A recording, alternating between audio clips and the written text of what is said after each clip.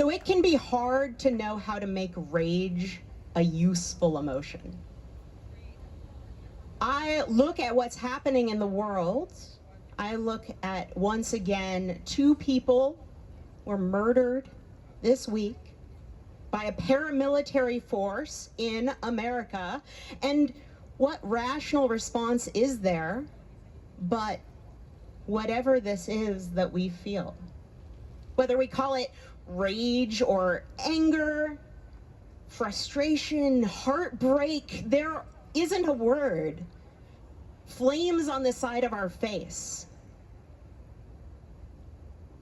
And yet, when I look at what these people are doing, they're kidnapping our neighbors.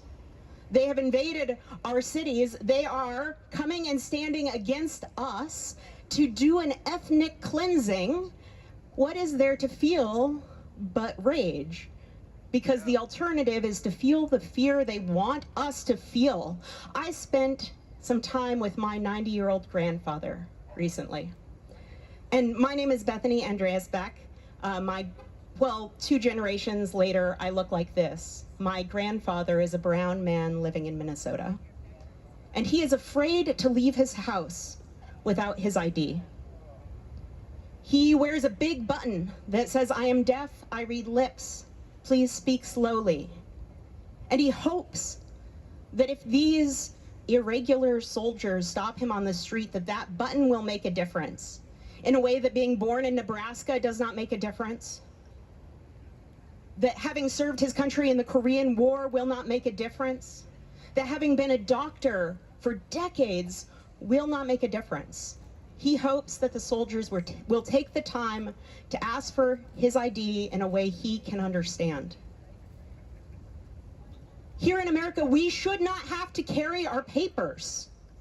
This is not legal. This is not right. This cannot be reformed. We must abolish ICE and we must prosecute the people who have done crimes.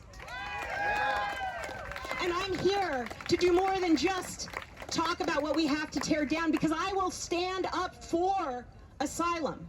I learned what asylum was when I was 9 years old.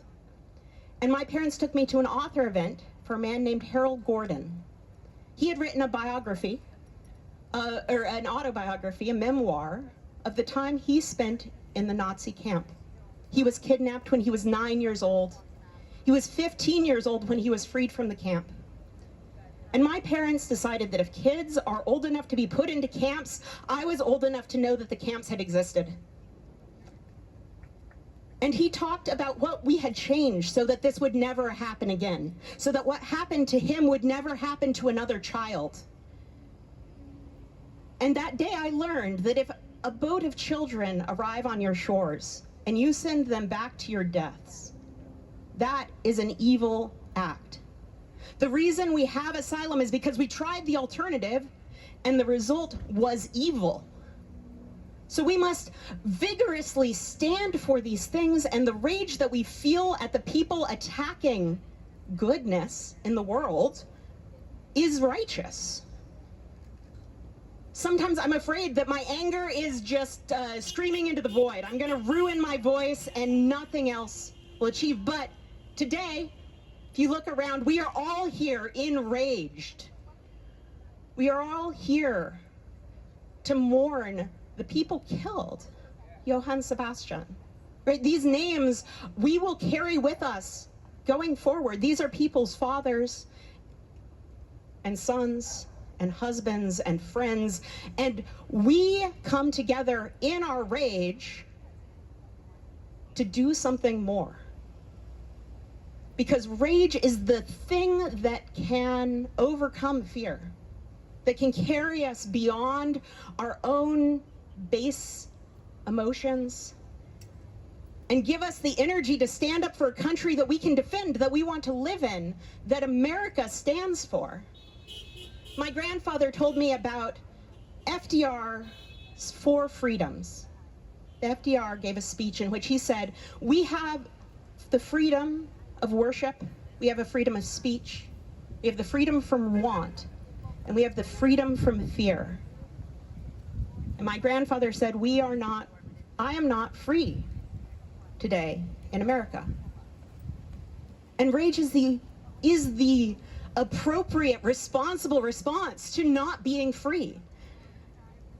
And I was so mad that I'm running for Congress, and I'm so mad that, and I didn't know when I started out if all I was going to do was go out and scream into the void, but it turns out a lot of other people feel this same way.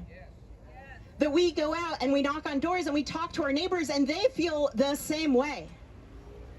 That we can do better. That this is not the way it has to be. That we deserve better and we should demand better. And the way we do that is by showing up at places like this.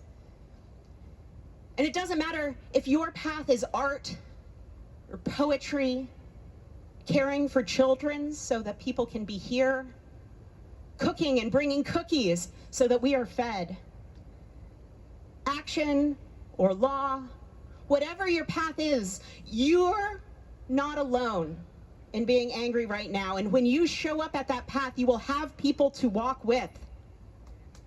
Together, we are going to make those changes. Because right now, my grandfather is not free.